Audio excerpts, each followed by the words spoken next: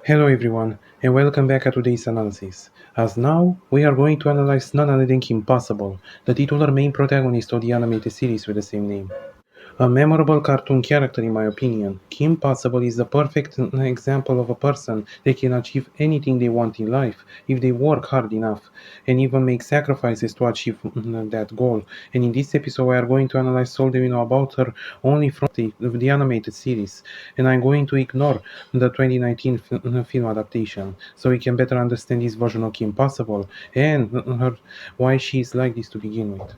And now without further ado, let's start. Kimberly Ann Possible was born in Middleton sometime between the late 1980s. To her parents, James and Ann Possible, and growing up, she had also two younger brothers, twins, Tim Jim and Tim Possible, and she also befriended a boy at school named Ron Stoppable when they were six, and ever since then they have been inseparable with each other. Eventually, as growing older, Kim eventually began to enroll herself into a new career as a freelance hero and vigilante, to the point that she took missions worldwide, and she eventually come to rescue and save people, even being hired by governments and even royalty. And she, because of this, has come into contact with her arch nemesis, Dr. Draken, and his superpower minion, Shigo. Eventually, besides them, she also had a lot of other enemies that she confronted throughout the series, and she eventually always managed to save the day. Well, most of times. And also with the help of her other friend, Wade, who ultimately finds missions for her, as well as getting Ron into adventures alongside with his naked mole, Rufus. And now he officially tries her best to balance her life as a regular teenager alongside that of an actual vigilante, especially because of the fact that Kim's life is nowhere easy, especially while her family supports her and her best friend as well. And of course, she entered in various relationships, such as with George Mankey, Hiro Taka, Eric, and now she eventually fell in love with her own BFF, Ron. And now, before we continue, we all stop and ask, is Kim good? And the reason why I'm asking is this is undeniable that she's a good person who tries her best to help other people of the world and to protect her family and friends.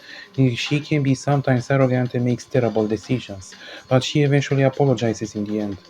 Like when she spent so much time at camp, wanna weep, acting to Bonnie like she did to her, even though she apologized in the end, or use mind control chips on Jim and Tim, even though they remembered everything they did, and and they were traumatized by it, and Kim yet apologized, and she did lie to her parents on Halloween, although to be honest, she did apologize, and she kicked even Shigo into the diabolical control tower that we zapped her.